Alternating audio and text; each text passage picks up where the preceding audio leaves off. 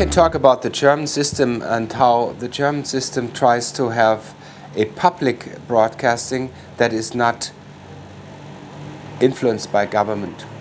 And there are several measures. First of all, in Germany it would be impossible that our Chancellor Angela Merkel would say, now I want to be on television.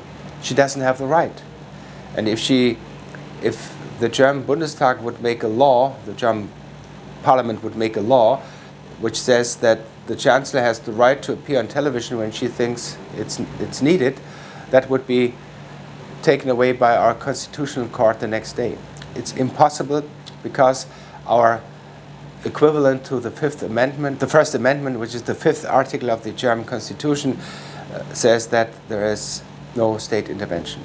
And when you have now a non-private broadcasting system, what we call the public broadcasting system, you need still a ruler. You need somebody who overlooks it. The German way is that those who overlook the broadcasting systems are what we call the socially relevant groups. So it's the civil society.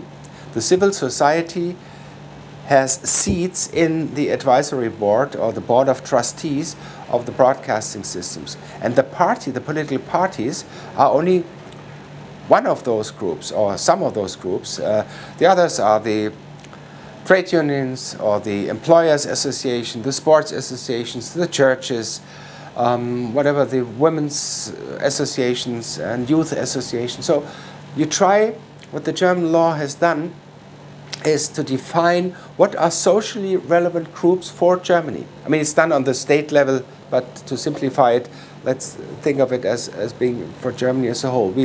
We try to define what are socially relevant groups and make them the owners, the proprietors of the broadcasting system. And they decide who becomes the editor-in-chief. And they decide what are the regulations, who can decide about what is broadcast and what not. And have a strict law that every intervention by